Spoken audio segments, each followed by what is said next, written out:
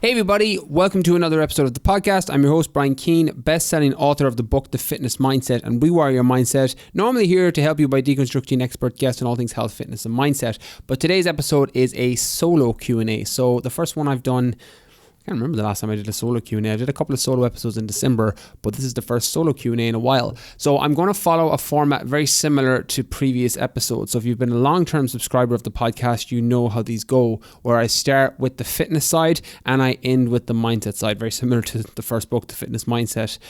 And the podcast Q&A follow a similar format. So we're going to talk nutrition, training, the body, everything along those lines for probably the first half of today's podcast, the first few questions. And then we're going to start transitioning out into the mindset side of things. So a lot of different topics that I'm going to be covering today. So hopefully you get loads from today's episode. Also, they'll be timestamped so you can check out the description. Some people like to listen to it in its entirety all the way through. Others like to jump in and out of different questions. So you can do that with the timestamps as well. So without further ado, here we go into the first question. Question 1.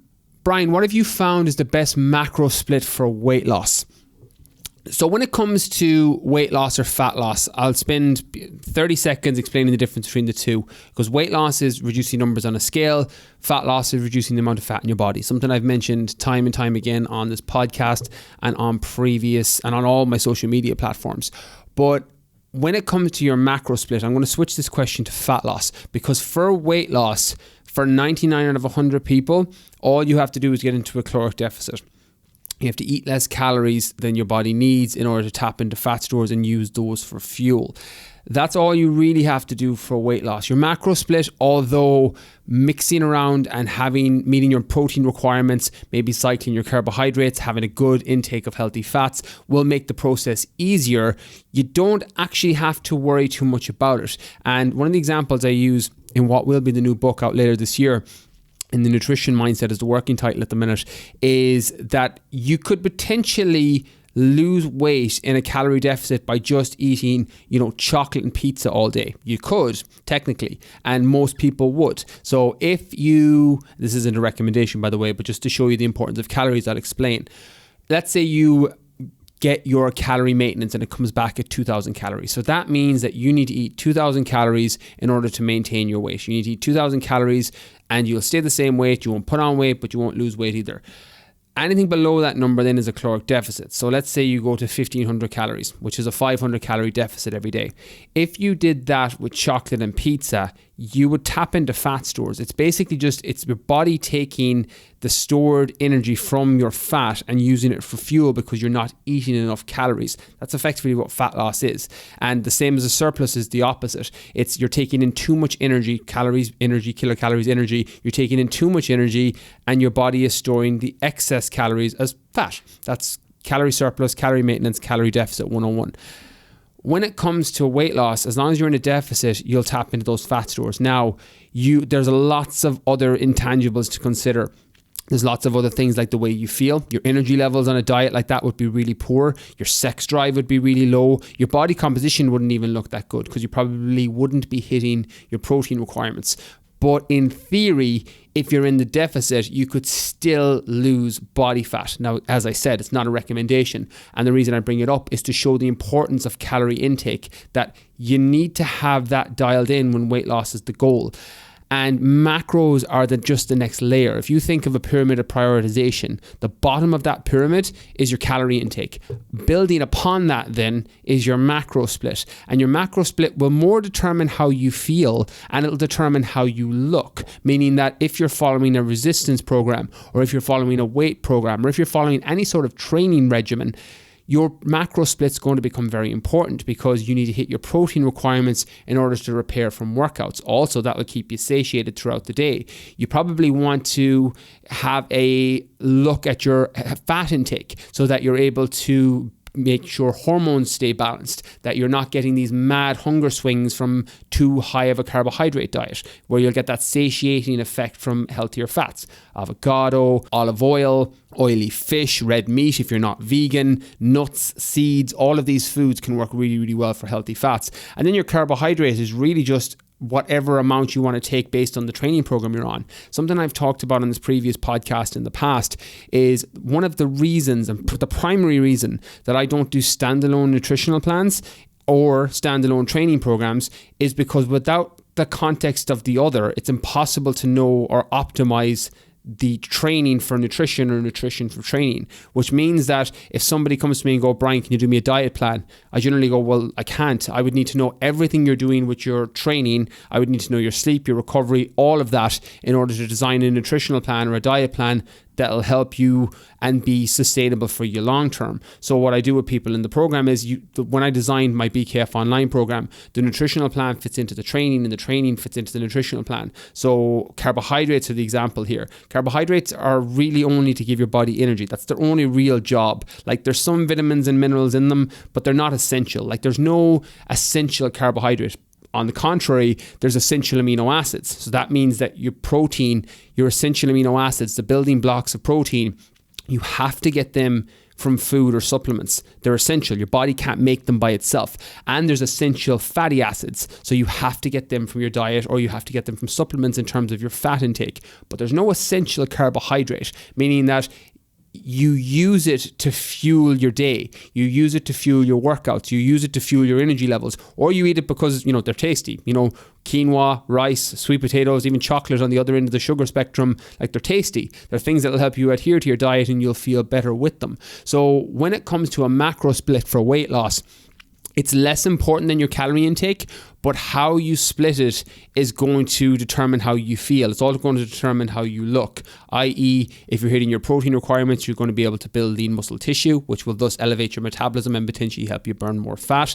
If you're playing around with your carbohydrate intake so that you're fueling workouts, again, similar effect. Your intensity level will be higher during workouts, or your NEAT activity, your non-exercise activity thermogenesis, you're walking around, you're standing, you're fidgeting, that will all be increased if your carbohydrates and you're not feeling really low energy from a reduction in carbohydrates, which can happen on some plans, especially if you don't go full swing into ketosis, where you're just going low carb, you're giving your body enough that it's kind of tipping over in terms of energy levels and kind of you're not feeling completely run down, but you're also not feeling super energetic. What I quite like in terms of a macro split, and this is what I do with a lot of people, now it varies person to person to a degree, but I like calorie cycling or carbohydrate cycling on different days, which basically means that you keep your fat intake, or you keep your protein intake steady. So whatever it is, I tend to go a little bit higher protein for the first few weeks of my program, just to kind of get your body used to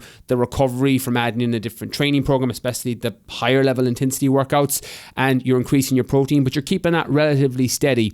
Again, whatever number that is going to be, it's going to be dependent on, say, my program, the version you're on, or the coach you're working with, whatever they determine is going to be a good number for you. But you keep your protein pretty steady, then you have your fat and your carbohydrate and you rotate them to meet your calorie intake. So for example, let's say you have 2,000 calories, to keep the number that I used earlier. You might be getting, whatever it is, your 100 grams, 200 grams of protein, whatever it falls in between, in terms of the workout program you're on, what you need in order to feel satiated, what you need in order to feel recovered, etc. That number is going to vary depending on your starting point, your current lean muscle tissue, the actual workout program you're on, the newness of the workout program you're on, i.e. your protein requirements tend to go up when you start a new program because you're adding in different resistance and you're tearing down new muscle fibers that haven't previously been worked. So that protein requirement, it doesn't stay stagnant. It goes up and down based on the program you're on or the newness of the program. But what I like to do is keep protein quite steady and then cycle fats and carbohydrate to balance out the calorie intake, which basically just means that your carbohydrates are higher on one day and then they're lower on another day, and you would match it with your fats then on that day. So the day you have a low carbohydrate day, maybe on a rest day, you have a higher fat intake on that day to balance out your calories so that you stay in that deficit. Flip that then on, say, a leg day or a high intensity day. You might have a higher intake of carbohydrate and you reduce your fat in order to hit that calorie intake for the day. Now again, some people will love doing this. Other people like to keep it really simple. But the truth be told, it's very much a case of get your calories in order to get your body fat down, and then play around with your macro split to find what works best for you. That's just what I like as a professional opinion in terms of what I've seen work for a lot of people. But there's others who I'll work with on a program who will go high carbohydrate, or relatively speaking, high carbohydrate in proportion to the amount of fats that they have. And others who will be on the other end of the spectrum, who will go high fat and low carbohydrate because that's what works best for them. There's no two people exactly the same, but what tends to work well for sustainability and adherence from my experience is the rotation between the two, having a balanced macro split throughout the week so that your protein is steady on every day for all 7 days of the week, and then you adjust your fat and you adjust your carbohydrate based on the day, based on what you're training, based on do you have a leg session, do you have a glute and hamstring session, do you have a heavy chest or back day, or are you resting, because you're going to change around your macro split based on that. So I wouldn't get too much in the weeds on it, but that is an expansion on what I like professionally in my personal opinion in terms of what's the best macro split for the majority of people. But like everything when it comes to nutrition, you need to experiment with it yourself, figure out what works best for you, and then double down on that. Next question, is it okay to run every day, and what do you do to recover after a run? So it's kind of a case of it depends on how much you're running. Like, there's a big difference between running 2 kilometers every day and running 200 kilometers every day, you know? So I think context matters here. I'm generally going to assume that most people listening to this podcast, it's going to be between 5K and maybe 15 or 20K max. So again, it depends. What I'd say here is whether you run every day depends on what your goal is. If you're training for a 100-mile ultra marathon, it probably makes sense to run most days, especially if you're training for a specific event, i.e.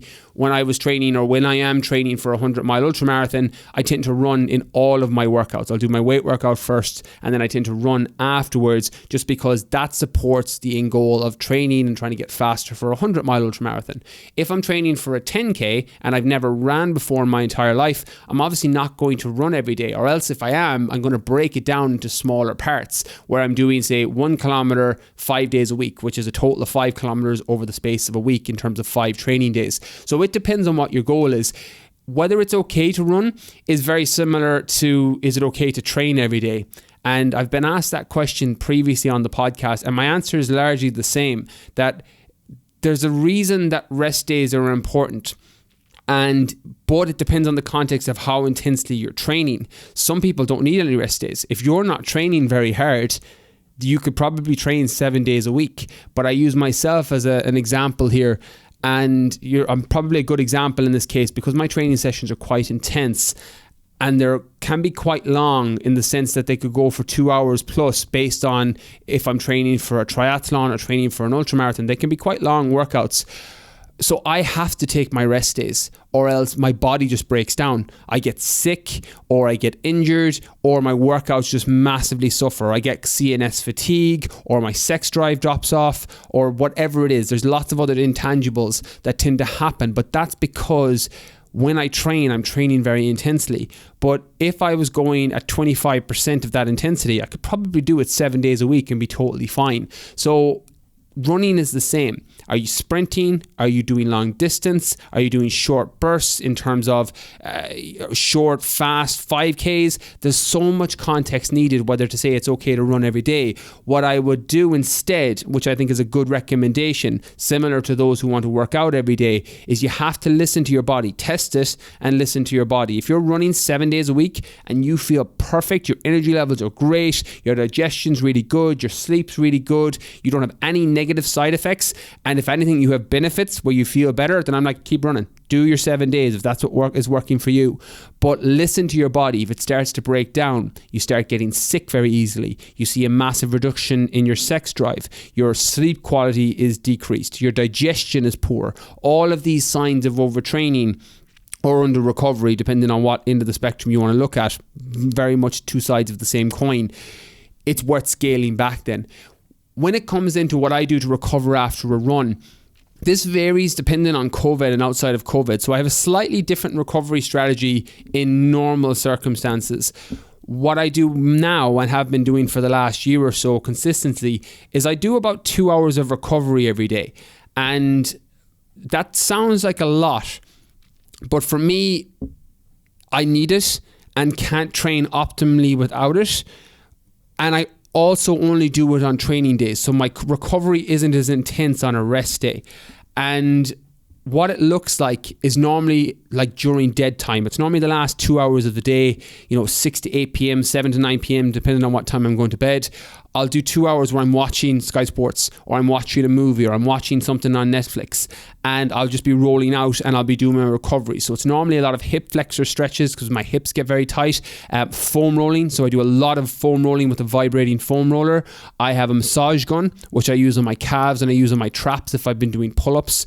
And that's effectively my routine. I'll do 2 hours of that. I'll do my calves, I'll do my quads, I might get a sliotar or a round ball to get some trigger point tension in my hamstrings if it's tight. I'll do my glutes, I'll do my lats, I'll do my arms, my shoulders, my chest, and I'll roll out and I'll use the massage gun on those body parts. And that's really all I'm doing at the minute. During COVID, I normally do a lot of heat as well. So I'll do sauna to try and get a little bit of sauna therapy in. I'll talk about this later on in another question. And I do cryotherapy once a week. And I also regularly, outside of COVID, get deep tissue. So I normally get a 90-minute to 2-hour deep tissue every week.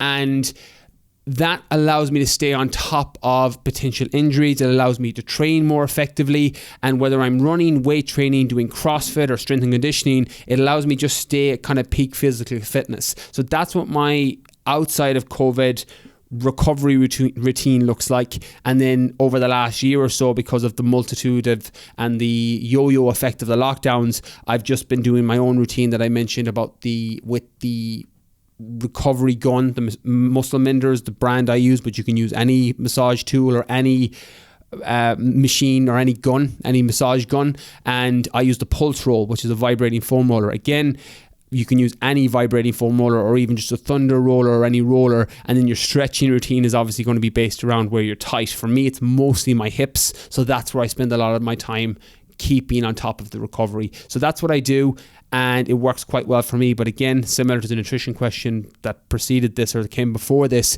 you have to experiment with what works best for you, and then once you find that, double down. There's things like ice baths, Epsom salt baths, sauna, cryotherapy, jumping in the ocean for the magnesium, the salts, the cold. All of these things can potentially work, but that's just what I do currently. And the next question, which follows up a little bit on what I just talked about, what supplements are you taking at the minute? So I've spoken on previous podcasts, and those of you who follow me on Instagram, particularly in Instagram stories, on Thursday I do a weekly Q&A, and I'll always talk about the supplements I use, that they're based on my goals. And that's true for now, and that's true at any time of the year. Now, my supplements rotate generally in the sense that based on my primary goal, I'll rotate supplements in and out. So for example, if I have no endurance events and I'm on a little bit of a muscle building phase, or I'm just changing up programs, I'll normally add creatine back into my regimen, but it's not a staple that I use. When it comes to supplements, my goals are very different to most people. And what I recommend people use is generally not always what I'm using myself. I put up a lot of content. My programs in particular are all body compositional based. So losing body fat, building muscle, toning up, increasing performance or improving performance, getting fitter, faster, stronger in the case of my GEA Lean Body program. So the supplements that I recommend for people are based on those specific goals. My goals at the minute are very much staying on top of my energy levels, staying on top of my gut and health and my digestion. And then if I'm training for a race, trying to optimize my recovery for 100-mile ultramarathons. So my supplements normally reflect that. So as of now, the staples and the ones that I've been using for quite a while is my sleep supplements. So CBD oil is an absolute life-changing supplement for me. I use the Hemp Heroes one. I've had David from Hemp Heroes on the podcast in the past. I'll link that in the description. Absolute game-changing supplement for me in terms of, a life-changing supplement for me in terms of enhanced sleep quality. Now again, like every single sleep supplement, if you have an underlying condition, i.e. you're taking stimulants too late in the day, you're not blocking out blue light, you don't have any routine, you're going to bed or waking up at any time and randomly going to bed whenever you feel like it or waking up when you feel like it, a supplement is only going to mask over the problem. So I don't recommend any sleep supplement until you get those things dialed in.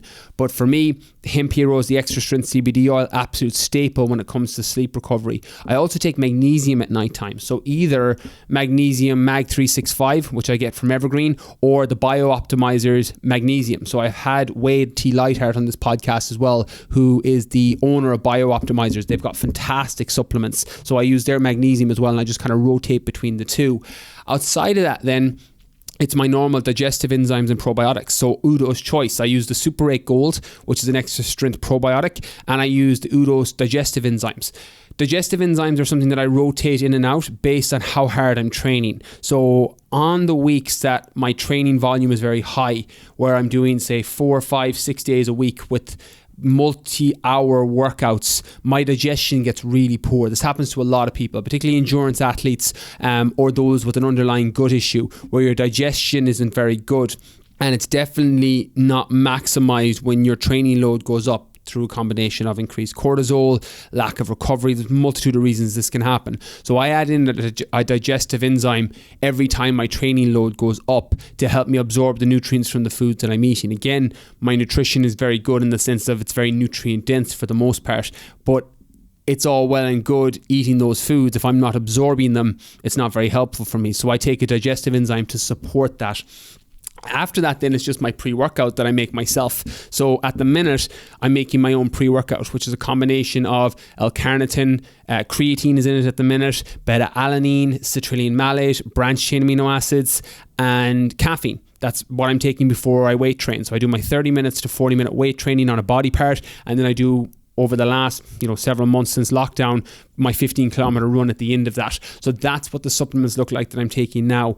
But it rotates based on the time of the year, rotates based on the time of the goal, with the exception of the CBD oil, the magnesium, and the probiotic. They're probably the only three that are staples throughout the year. Everything else rotates in and out. But what I'd say is, whatever your goal is, that's what you want to choose in terms of supplements. What's going to support and enhance my recovery if you're trying to recover better from workouts? What's going to support and enhance my fat loss? I.e., do you need to look at caffeine or green tea extract or L-carnitine tartrate? Are you looking to optimize your sleep? So you might look at your GABA or your L-theanine or, CBD oil or magnesium that I talked about earlier. Zinc is another one that I started taking since COVID, just to stay on top of my immune system. So zinc is another one that's actually in my supplement regimen at the minute, but that will drop out again come the summer. That'll probably drop out completely when COVID is gone and there's no major risk of any immune system issue that I won't be able to fight off normally with my nutrition. And zinc is just kind of hedging my bets on that to support my immune system. Obviously works secondary to, as a precursor for testosterone, stay on top of that. But at the minute, I'm taking it primarily as an immune boosting supplement. So at the minute, that's my current regimen. That's not a recommendation list. That's not to say these are what you should be taking, but these are the supplements that I'm currently using. The next question is, Brian, what are the benefits mentally and on the body from hot and cold exposure? So I'm not going to go too deep on this just because there is some research on heat and cold exposure, but it's relatively new. So I don't want to go too deep on the studies just because I might change my opinion on this in 12, 18, 24 months based on updated research. But I can definitely speak from an anecdotal side in terms of how I find it in terms of an experience mentally and physically on my body. So I'll start with heat therapy. So heat, sauna, hot baths, etc. I found really good for the mental aspect and the physical aspect in terms of recovery. More so the clarity of thought that can come from heat exposure. Now, there's pretty decent research on this when it comes to BDNF, which is brain-derived neurotrophic factor, which is effectively what can happen when you expose yourself to high levels of heat, either with very hot baths, which is what I did when I was preparing for Marathon des Sables in 2017, 2018, or sauna, which is what I did from 2018 onwards, either in the gym or the home sauna I have in my house. And what the clarity of thought gives is you tend to come out of heat exposure after 15, 20 minutes in a sauna or 15, 20 minutes in a hot bath, and your thinking is very clear and your stress levels tend to be very reduced in terms of your perceived level of stress tends to be reduced. You come out and feel really clear-headed. You feel very grounded and very balanced. And one of the tips that I offer some of my clients in my BKF online program who really struggle with stress management techniques is hot baths, or particularly hot Epsom salt baths, so they can soak in the magnesium as well. And, magnesium being a supplement you can take orally or, obviously different types. You can take it in a bath where it's soaking into your muscles, soaking into your skin. So it can enhance recovery, but also works to relax your central nervous system. That's why magnesium before bed or a magnesium salt bath, as I said, 2 different types of magnesium, but same idea. They can help relax you because it relaxes the central nervous system. So it can work very well as a stress management technique. And what I found personally is it improves my ability to retain information for the couple of hours directly after heat exposure. And I'll talk about this later when somebody asks about how I summarize the information I take in from books. But one of the things that I learned, and I read a book years ago on the very early stage studies of BDNF, on brain-derived neurotrophic factor. I can't remember which book it was. I want to say... No, I can't even say. I actually have no idea which one it was. It was one of the early days books on brain science. Might have been one of David Eagleman's books. I can't remember. But it was in a book on neuroscience and it talked about this. And I started to experiment with it. So doing sauna at the end of my workouts and then listening to an audiobook for an hour and a half or 2 hours after it. Normally an hour, which constitutes my drive and kind of covers that time. And I found my retention was so much better because I was going into it much clearer. So I used that as kind of a learning tool.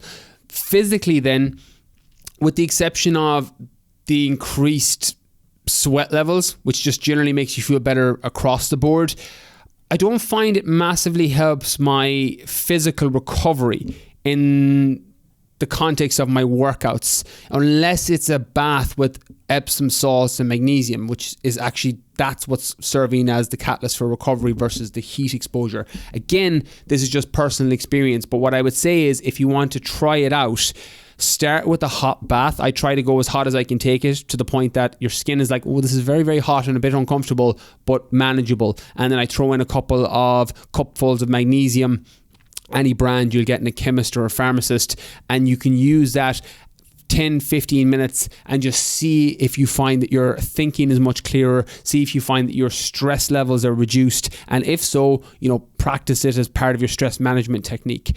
Cold then, on the other side, is a little bit more robust when it comes to the science. People have been doing ice baths for a long time in sports circles because of the increased levels and reduction of inflammation in the body directly after a workout. Now again, it's goal dependent. You generally don't want to do cold exposure, i.e. an ice bath or cryotherapy directly after a hypertrophy workout, because it can blunt the recovery process for what you're trying to achieve with the body compositional goal. Now, if you're purely performance for a run, or you're a GA player, or you're an athlete, then jumping into an ice bath directly after can reduce that inflammation and potentially speed up your recovery so that you're going to be better prepared for your workout the following day. So again, your goals matter here and how you use it. Personally, I have an ice bath at home as well. Sturdy Baths, I think, is where I got mine. It was about, I can't even remember how much it was, about €200, and it's a big bath, and I just freeze. I've got 2 litres of empty water containers that I fill up with water and just throw into the fridge, and then I let them soak in the ice bath, and that gets it down to a sub-freezing temperature when you go in and you're just feeling like you've been burnt because of the cold. But what I find personally, and you could use a bath for this as well, I just have Sturdy Baths just because it was easier for me to jump between the sauna and the bath. So that's just pure personal preference. You could do it with your own bath at home in terms of ice, and instead of buying ice packs the whole time, that's my little side hack that I use in terms of the containers and then filling them up. But what I'd say here is I get a disproportionate improvement in life quality, mental health, and physical health when I expose myself to cold.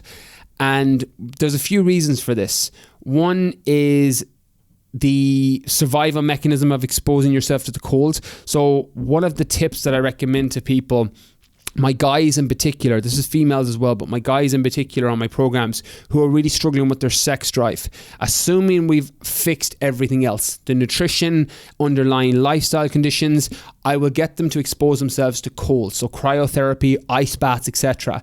Because what you tend to find is a very fast increase in your sex drive or your drive to have sex when you've been exposed to cold.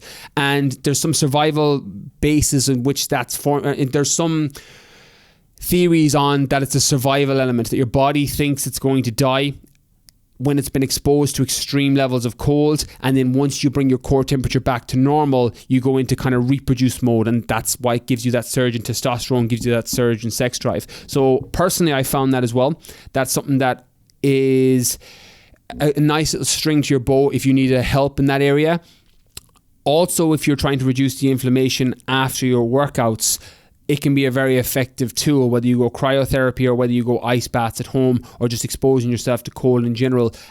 I normally do cryotherapy once a week. I use the Atlantic Wellness Centre in Galway, and I jump in the cryo bath for 10 minutes, normally once a week. And that disproportionately improves my recovery for the following day, either for a rest day where I can actually walk around after a hard week of training, or to improve my recovery so that I can actually train that following day. And again, the mental health is very similar. It's very hard if you have stress in your life, either from business, from family, from pandemic, from just your own DNA that's not very good at handling stress.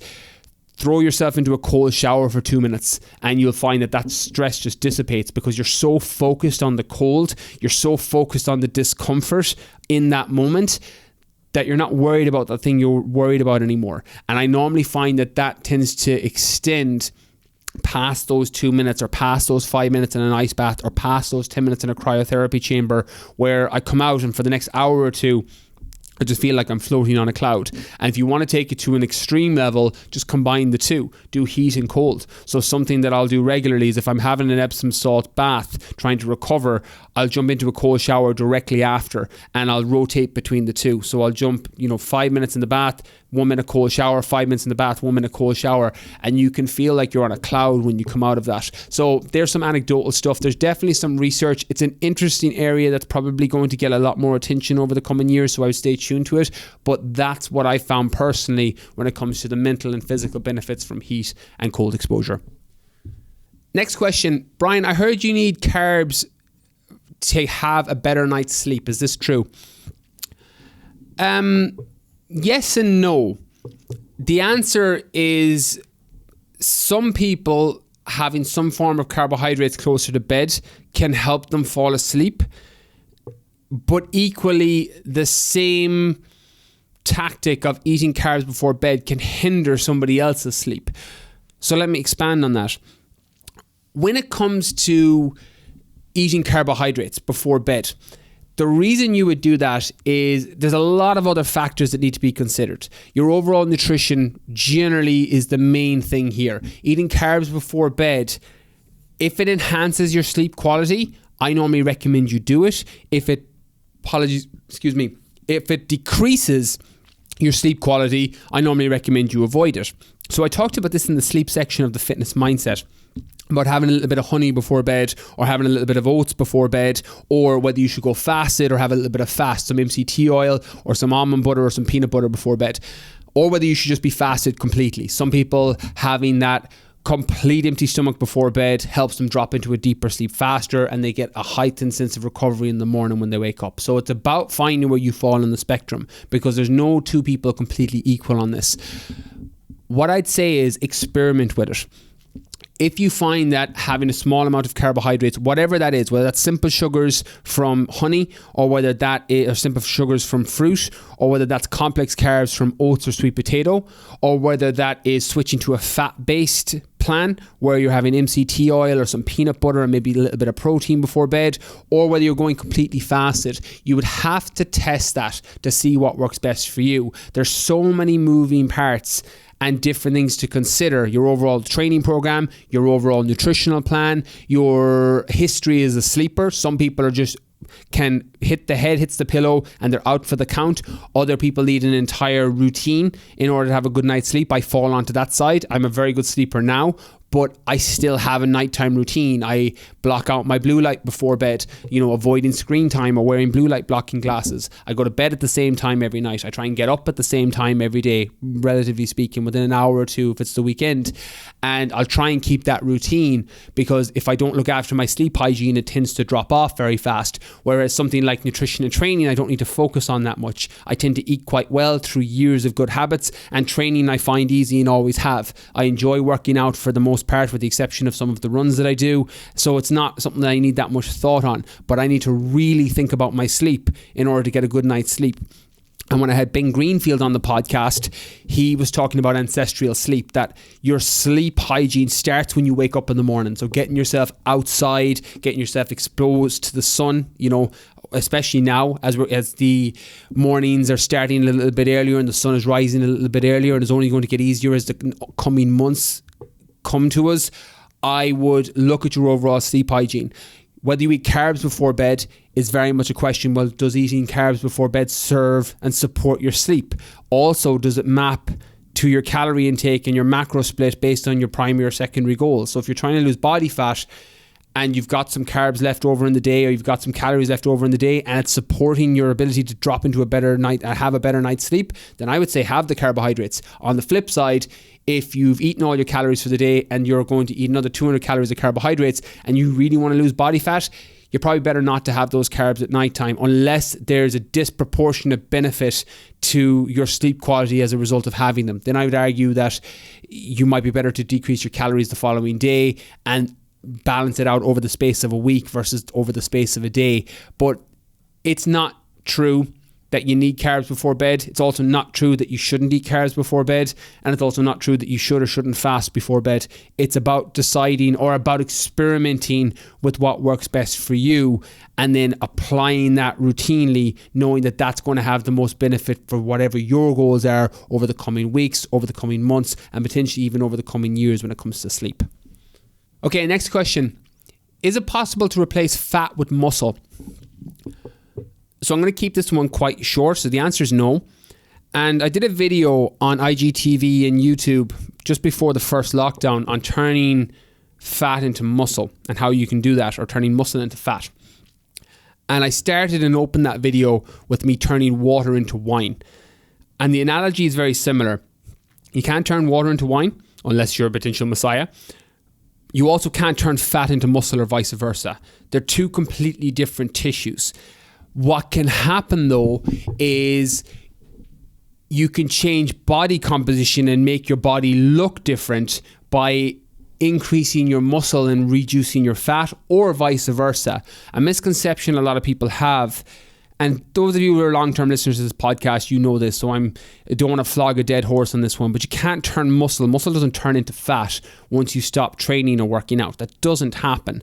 What can happen is you have behavioral patterns around eating extra food because you're used to supporting a nutritional plan that's in alignment with the training program, and then you remove the training element and you keep the calories and the nutrition exactly the same, and now as a result you're in a calorie surplus, you're consuming too much food or too many calories, and your fat levels go up. So from the outside it can be perceived that, oh, that muscle turned to fat. That's not what happened. That was a behavioral issue, or a mistaken non-change of a nutritional plan in alignment with the reduction in training that led to an increase in fat levels, where on the outside it might go, well, that muscle turned to fat. That's not what happened at all.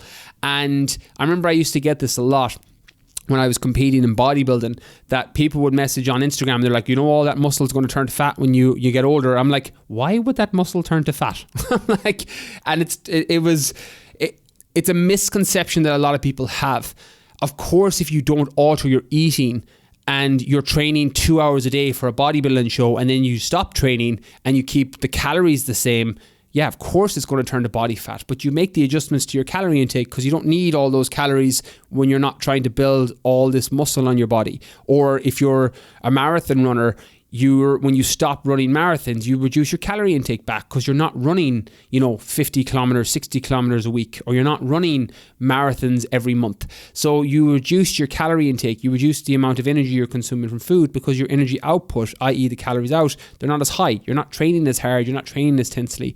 So you can't replace muscle with fat, and you can't replace fat with muscle, meaning that just because you're bigger doesn't mean that if you start lifting weights and work out, you can turn that fat to muscle. What can happen though is the extra calories that you're used to eating can support strength levels in the gym and can support strength levels when you're training and moving weight, which can enhance your body's ability to build muscle, meaning that because your calories are high, even if your protein levels aren't super high, you're going to have what's called the macro-sparing protein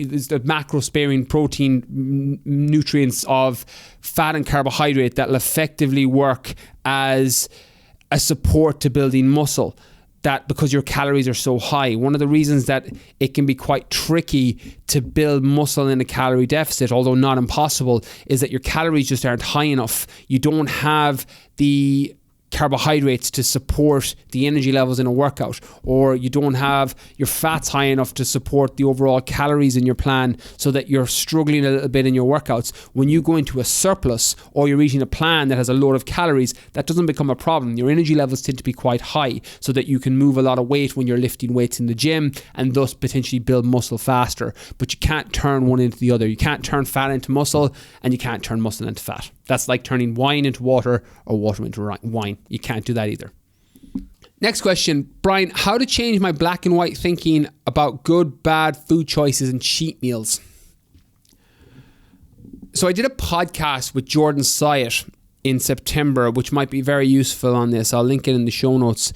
And we talked a lot about good and bad food choices. Also podcast with Paul Germany, we talk about this quite a lot. To be honest, you have to figure out, is it an educational issue or is it an emotional issue? Or is it a combination of both? And what I mean by that is good and bad food choices and separating foods into good and bad food choices can be an educational thing. What I mean by that is you don't understand basic calories and how food works and how calories work on the body. And as a result, you label certain foods as good and you label certain foods as bad. You think Mars bar, chocolate, biscuits, pizza bad. You think broccoli, rice, chicken good. Food isn't good or bad. Food has no morals. There's food that is high in calories and low in nutrients. And there's food that's low in calories and low in nutrients. And on the flip side, there's food that are high in calories, high in nutrients, and food that are low in calories and high in nutrients.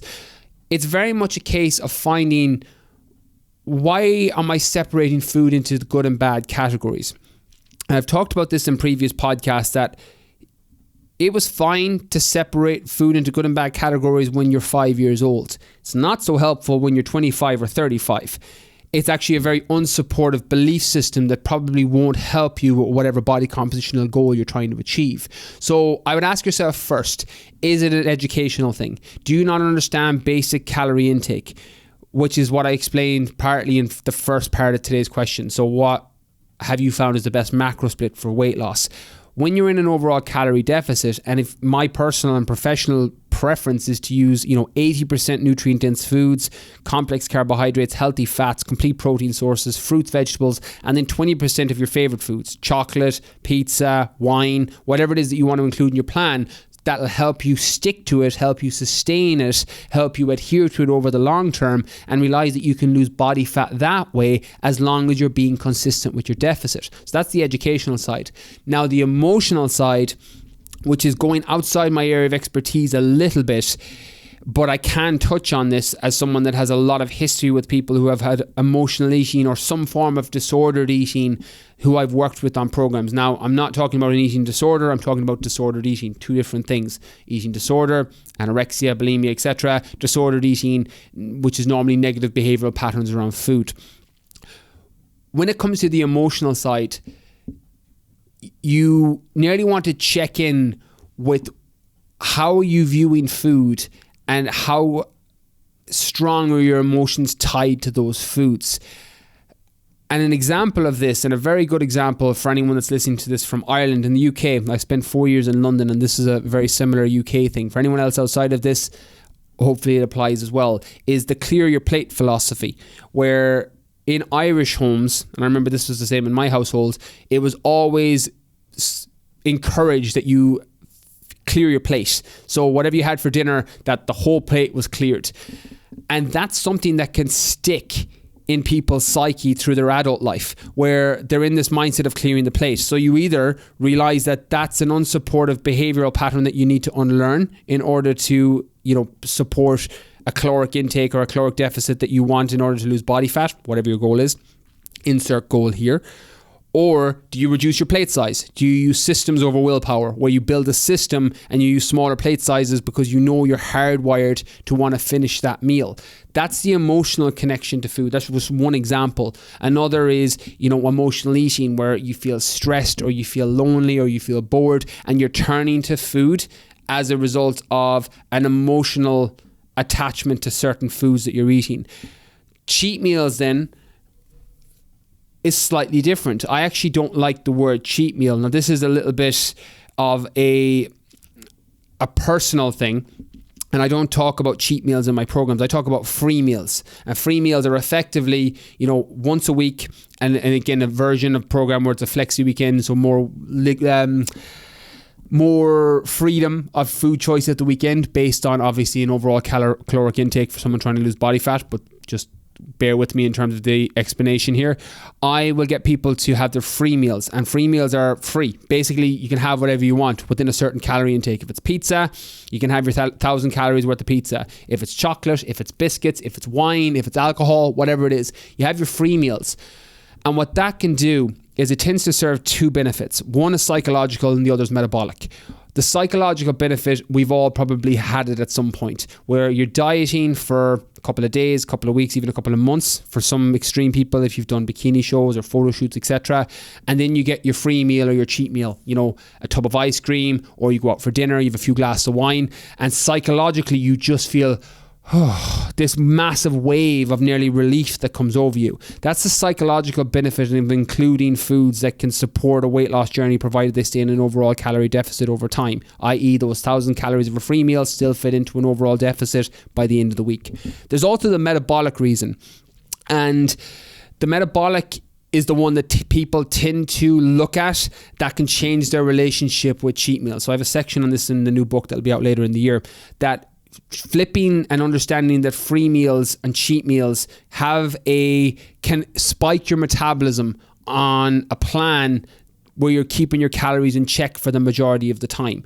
So one of the disadvantages of going into a calorie deficit for too long, or one of the disadvantages of going low carbohydrate for too long, which in most cases tends to reduce calories as well, just because you tend to not overeat fats and protein as much as you can overeat on carbohydrates. But when people drop their calories too low, or when people drop their carbohydrates too low, they don't discontinue to lose body fat, because you're in a deficit, you'll still lose it. What happens is the speed of the decrease of body fat tends to slow down, and it can be perceived as a quote unquote plateau, where people are like, I'm in a deficit and I'm fat loss plateauing. I'm like, okay, show me your diet. And they'll be in an overall calorie deficit for 4 weeks, 5 weeks, 6 weeks. But realistically, if they jumped into a DEXA scanner or they measured their body fat levels, it would be reducing on most people. It's just, it would be slower than it had been the previous weeks. And that's because your metabolism is like a fire. The analogy I like to use for metabolism is that of a fire. The best way to keep a fire burning is to keep throwing things on top of it as needed. So once a fire starts to extinguish, it's a lot harder to get it going again. Whereas if you just throw a piece of wood on it, or you throw some pieces of paper on it, it keeps it lit up. And that's what cheat meals can effectively do to your metabolism. If you're on a low calorie plan or a low carbohydrate plan, and then you inject a free meal or a cheat meal that's high carbohydrate, high sugar, high fat, high calorie, what that can do is it can be like throwing a log on the fire, and it can keep your metabolism elevated again. Especially if it keeps you in an overall deficit by the end of the week, where it just means you control your calories elsewhere on the Thursday, Friday, have your free meal on a Saturday, back on plan Sunday, and you get the best of all worlds. You get the psychological benefit of eating foods that you love, You get the metabolic benefit of injecting your body with some new food choices that you haven't been using, potentially even putting you into a surplus for that day, but an overall deficit by the week. And then the end of the week comes at the end of the 7 days and your body fat is still down because you've been in a deficit for the entire week. Just you've had that calorie surplus one day because you've had your free meal, but your calories were controlled elsewhere. So that's how you approach it. You reframe and rewire the way you see cheat meals, that they're a positive thing. Now the danger's in the dose. If you're having a cheat meal every day and it's putting your calories too high, that's obviously not going to be super serving or very helpful. But that's what I would look at. Black and white thinking isn't very useful for nutrition. You need to think in the grey, because there is no black and whites. And one of the things I try and do with this podcast, particularly with the guests I bring on, is to show you the grey. And sometimes it's somebody who's all black or somebody who's all white, but you'll have opposing people with different ideas, and it shows you the grey in the middle. That at the end of the day, it's about finding what works best for you, whether that's a vegan plan, whether that's keto, whether that's paleo, whether that's calculating your macros, whether that is, calculating calories and then just eating whatever you want. Really depends on whatever works best for you based on your goals. But having good and bad food choices isn't a very useful approach across the board. It's perfectly fine when you're 5 or 6 years old, but not very helpful in your 20s, 30s, 40s or 50s. So unlearn whatever you need to unlearn. Figure out, is it an educational issue? Is it an emotional issue? And then when it comes to cheat meals, rewire the way you're seeing it as a positive thing so that you can adhere and sustain to an overall nutritional plan over a given period of time. 2 months, 3 months, 4 months, 6 months, or a lifestyle change based on the plan you're following. Hopefully that helps in terms of the black and white thinking. Next question. Brian, I'm curious to hear how you summarize the information you take in from books. So this is off the back, I think, of I've been putting up on my Instagram more of the books that I'm reading or listening to, off the recommendation from people. People are always asking me what I'm reading, what I'm enjoying, and I read a lot of different books simultaneously, meaning that I could have 4 or 5 books that I'm rotating between, generally all in different genres. I tend to not read the same type of book just because I get confused then. So I could be reading an autobiography, I could be reading a nutrition book, I could be reading an economics book, I could be reading something that's based on personal finance, and I could be rotating between them because they're different topics. When it comes to how I summarize the information, I don't actually take in or make notes with a lot of the books that I read. Sometimes if I'm physically reading, I'll make notes in the margins as I go along. But what I found was in the early days and some of my older books, I would just highlight my favorite books and I would just have scribbles and writings all over them. And that was brilliant at the time because I could go back in and check at the parts that jumped out at me the most. But now when I want to reread those books 2 or 3 years later, I tend to have to go back and buy another copy. So for example, one of my favorite books, this is on my book recommendation list on my top 50 book recommendations on the website, is Nassim Nicholas Taleb's book Anti-Fragile, which is how things gain from disorder. It's one of my favorite books. He's one of my favorite authors. And the first time I read that book, it connected with me so much. And just a summary of that book for anyone unfamiliar with it, it's basically things that gain from disorder. So how to make yourself more than robust, in the sense that you learn from failure, you learn from things that normally crush and break other things, but anti-fragile is the things that get stronger from bad things happening. So he talks about fragility is like if you throw a glass falls off a table, that's fragile because it breaks. Something that's robust will roll off the table and nothing happens to it. Something that's anti-fragile will roll off the table and get stronger because it hit the ground, and because of that disorder it made it stronger. So the first time I read that book, I literally had it covered in highlights, in marks and notes, and I went back to reread it 2 years later and I couldn't concentrate on the page, so I had to reorder the book to read it again. So over the last couple of years I've stopped making as many notes even on the physical books that I read, but I find that my retention tends to be quite good, assuming that I've got a decent baseline knowledge on what I'm reading. And what I mean by that is people will say to me, and I've experienced this, where they'll say, I've read a book, it was brilliant, but I can't remember anything from it. And that can still happen to me at times, and it happened to me a lot when I started reading first. And it's partly because if you don't have a lot of pre-existing connections from that topic, it's very hard to retain that information. And what I mean by that, and I used to do this when I worked as a primary school teacher, this is just a basic theory of learning, that your scaffolding is the phrase used in teaching circles, where you're taking one idea and then you're building another layer on top of it, you're building another layer on top of it. So it's the same underlying thread of an idea, but you're coming at it from different angles. So for example, if you've never read a nutrition book and then you read a book on keto diet, you might think it's great when you read it first, and then someone asks you questions on it 6 weeks later and you can't remember anything from it. But then you read another book that's on intermittent fasting and there's sections on keto in there.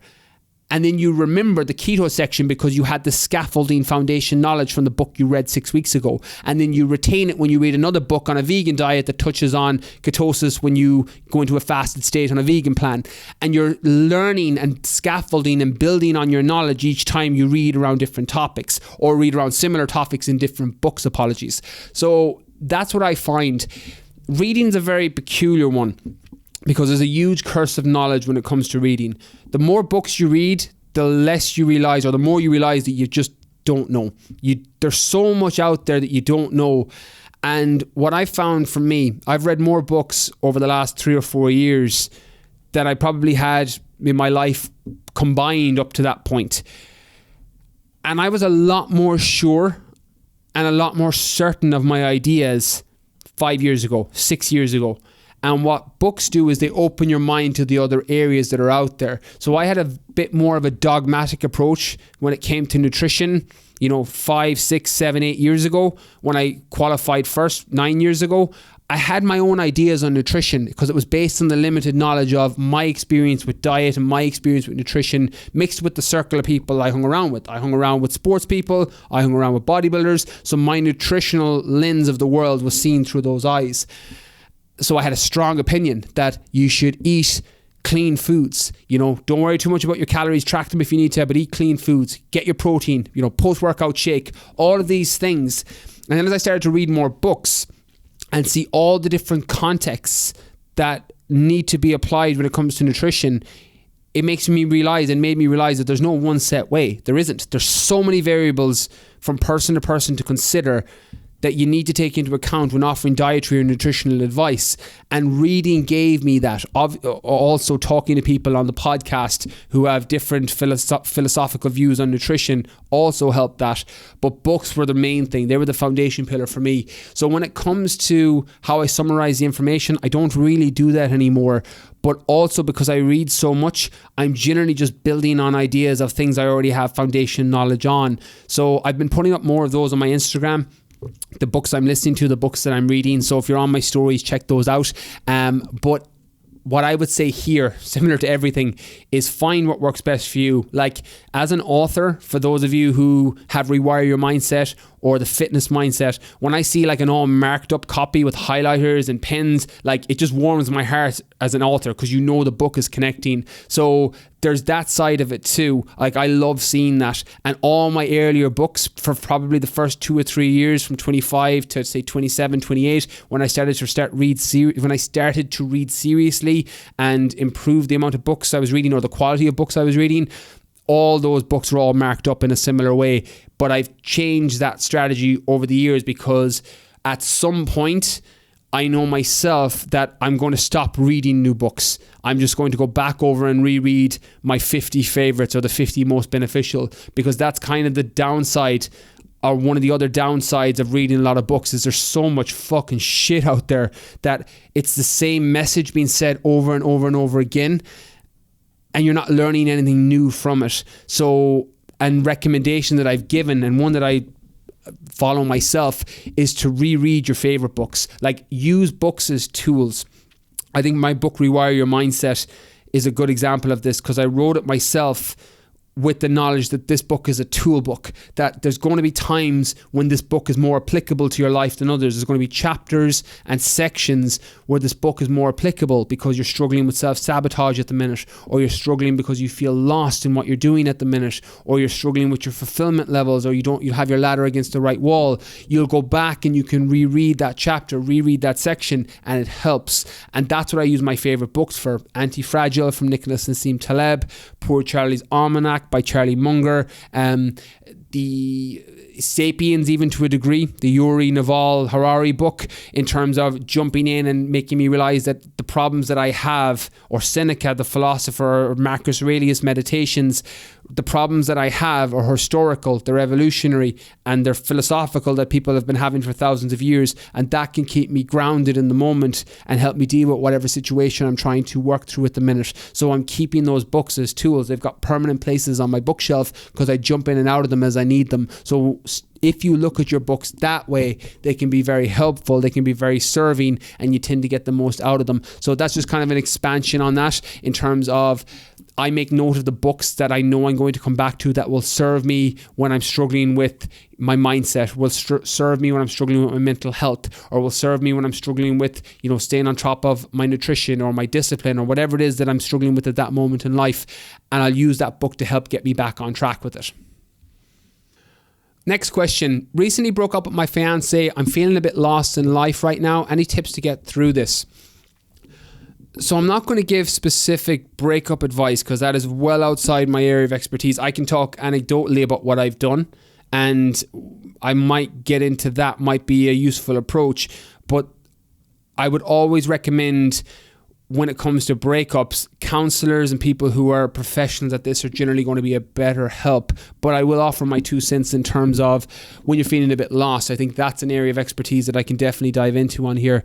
What I'd say is, when it comes to things like breakups, and I think everybody listening to this podcast, and if you haven't, you're one of the very fortunate few who haven't experienced a bad breakup. Either you were the person that broke up with somebody and then regretted it, or somebody broke up with you and they were the love of your life, or somebody broke up with you and you didn't see it coming. There's lots of different shapes and forms that heartbreak can make itself known in. And what I'd recommend here is rewiring the way you see the situation. And I think a mental gymnastics approach is a very helpful way to see any given situation when something bad happens. So in Rewire Your Mindset, in the course more so than the book, I talk about mental gymnastics, about taking a situation and flipping it so that you can see the positive on it. And one of the downsides of things like breakups, and job losses I think fall into the same bracket, is they're so emotionally triggering in the moment, and they're very raw when they happen first, and you generally don't have enough runway of time to see if it was a good or a bad thing. And what I mean by that is, I've had breakups in the past, some amicable, some that I massively regretted, some that I was delighted to be out and couldn't believe that I waited so long in it, all the range of emotions that come with that. But every single one of those were a stepping stone to or a person that I needed to become, or some of the things that I needed to unlearn that potentially served and set me up in a better place for where I'm at right now. And I think when it comes to breakups, when it comes to job losses, when it comes to things that are very emotionally triggered right now that you don't really have any control over, you have to flip and see the positive on it and realize that if somebody broke up with you, there's a good chance that that relationship wasn't the one you were supposed to be in. Now, it depends on your belief system here. Whether you're closer to when Gabby Bernstein was on the podcast, that you just surrender to the universe and what will happen, or you're somebody that doesn't believe in that you believe you control your own fate and everything that happens to you is a result of the choices you make, the cause and effect. I'm not here to argue the two sides of those coins. I think it depends on the circumstance, and each individual will connect differently with different things. What I will say is you can focus on the positive elements of this, meaning that if you're in a breakup or if you're in a relationship and it broke up, it was probably a sign that had ran its course. And I don't have the context of what happened here, but what I can say is when you're feeling a bit lost right now, there's probably feedback there that you were too either willfully blind or too emotionally attached to the situation, and it came at the cost of other things. And the feeling of being lost right now is down to the insecurity or the uncertainty feeling around the unknown. And I've experienced this as well, not in a relationship, but I've experienced it in the lost feeling with jobs. I've experienced it in the lost feeling of when I was doing bodybuilding competitions, and then the kind of, what's the point? Why bother with this?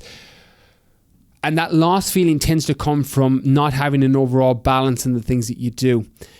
And when I wrote Rewire Your Mindset, the second chapter in there talks about the 4 quadrants: health, wealth, love, and fulfillment. And what you always want to set up your life to do, from my experience anyway, someone that's experienced this lost feeling firsthand, is you want to make sure that the area of your life that you're putting the primary focus in this case, it might have been a relationship. In other people, it's finances or their job. For other people, it's in their health, their the gym, their workouts, and they put everything else in their life to the back burner. What tends to happen when you remove that thing that you're focusing all your attention on is it feels like the ground has been pulled from under you. And then because of that, you look at the other areas of your life that you're not feeling super satisfied in. So in this scenario, it might be worth looking at those other areas. So for example, if we keep my 4 quadrants, health, wealth, love, and fulfillment, I would put this as the love quadrant. So, fiancé, boyfriend, girlfriend, husband, wife. And again, outside my area of expertise, I'm not a relationship counselor. I can only offer my 2 cents on here. But it sounds like that love quadrant was such a high focus for you that it might have came at the expense of other things: your job, your family, your friends, your personal health, your mental health, whatever it is. The other 3 quadrants: health, wealth, and fulfillment. And now, because that one thing's been removed, you have this lost feeling. And you're not going to remove that overnight, but what you can do is make sure that doesn't happen again. And me and Paul Germany and I have spoke about this on and off air in previous podcasts, that you always want to set up your life that you're around amazing people. So your partner, your brother, sister, husband, wife, mum, dad, best friends, cousins, whoever it is that you're in your inner circle. You want to set up your life that you're at the highest level of happiness you can be in those quadrants. But if one of them got removed, you wouldn't go from a 9 out of 10 on the happiness scale to a 2 out of 10. You'd go from a 9 out of 10 to an 8 out of 10.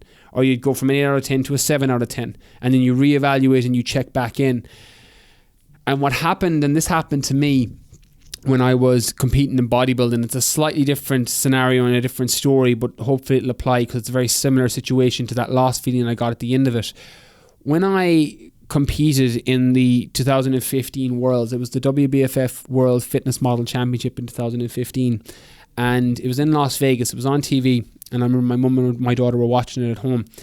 And I remember I did that show. I had literally put life on hold for the 6 months prior to that. I was working, but just minimally, working with personal training clients, just keeping things ticking over. I wasn't meeting friends. I wasn't meeting family members for coffee or for dinner. I was just eat, sleep, train, cardio, repeat for 6 months. And I remember I did that show in 2015 and I came 8th, which was okay. My goal was to finish top 10 and, be one of the top 10 fitness models in the world. That's what I was aiming for. That was my goal. And I finished 8th. And I remember when I came off stage and went back to my bedroom, I was staying in the Cosmopolitan Hotel where the show was on in Las Vegas. And I remember lying in bed going, I was like, what was the point of all this? I'm like, none of my friends messaged me to say well done. I had a load of messages from Instagram, but none of my closest friends or inner circle. I know my mum and my daughter were watching at home. Holly was only a few months at that stage. But I had really disconnected myself from everyone around me. And I remember thinking, what the fuck was the point of all this? I was like, I've put my life on hold for 6 months for this thing that doesn't really matter, that no one really cares about. I'm like, my business is surviving, but it's not thriving. I was like, my family love me for me and what I'm doing, but I haven't been spending time with them like I should be. My friends in inner circle, most of them didn't even know I was doing a show. I was just completely off the radar for 6 months. And I remember thinking, what's the point of this? And I felt so lost. And that was a real case of the seeds of failure planting a tree for future success. And I say that for me, it's so relative, first world problem, but so relative at the moment that I was so low and I felt so lost, and I was questioning a complete life existential crisis on what am I doing with my life? But because of that, it set up the seeds for everything else. I'm now in a position that business wise, I absolutely love what I do, and I get paid amazingly well for it. I have family, friends, an inner circle of people around me who I wouldn't trade for anything. They are literally people who I would die for, and them for me. And my health, my mental health, my stress levels, my anxiety, my physical health, all of these things are the best they've ever been because I prioritize them now.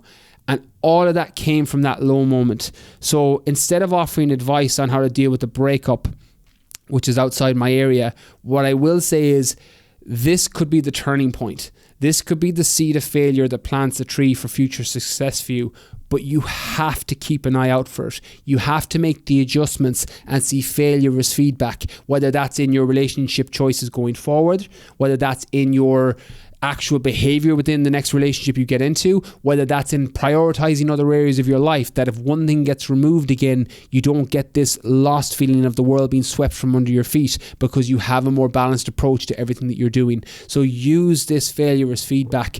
When it comes to getting through it, a lot of it is mental gymnastics and rewiring it, reframing the situation so that you can see the positive in it. Okay, this person left, they're out of my life, maybe I'm better off without them. What learning messages, what tools, maybe there's karmic lessons in here. I was supposed to meet this person because this is the single person who's going to teach me the most before I meet the future love of my life. Whatever way reframe you need to put in it, whatever way you need to rewire it so it gets you over the initial heartbreak and the initial lost feeling, and then take the failure as feedback. Realize that this failure is going to support you going forward, and you can use it to start shifting your focus into other areas that are of a higher priority right now, and realize that everything gets easier over time. Like one of my mentors used to tell me, and it's so true, and I totally didn't get this until I turned fucking 30 a few years ago, that everything heals with time. And it's so true. Wounds, injuries, heartbreaks, job losses, even death of loved ones, everything heals with time or gets easier with time. And I've experienced that firsthand with all of those mentioned. But in the moment, it's very hard to see that. But realize in 6 months, 12 months, 18 months, 24 months, it won't hurt as much. And it might even go the other way, that you're grateful for the experience and you've learned from it. And now you're on to the next thing, and you're on to another path or area of life that is the new chapter. You know, never be afraid to turn the page in the story of your life and move on to the next chapter. Like, this might be the end of that one, but that doesn't mean the book is finished. That just means that you're on to the next chapter and you keep moving forward. So there we go, finishing with a question which was probably outside of my lane, so hopefully it helped. More just thinking through it. I'll stand by everything else. I'll stand by all the other 8 questions. I think with the fitness, the nutrition, and even the little bit of mindset around things like food choices and how I take information for books, I think there's a lot in there. The last one, again, is more just me talking through my opinion, my 2 cents, so hopefully it helped. That's everything from today's episode. A massive thank you to everyone on Instagram who sent in these questions through the question box. Hopefully for you listening, if you've got this far, you enjoyed today's episode, and as always, if you did, hit that review, hit that rating button on iTunes. If you're listening on iTunes, please give a rating. That'd be absolutely awesome. It helps with the algorithm, helps with potential guests we bring on, just helps in every area, shape and form. So that'd be deadly. If this is your first episode listening, hit that follow and subscribe for podcasts coming every single Monday. That's all from this week. Catch you all next Monday.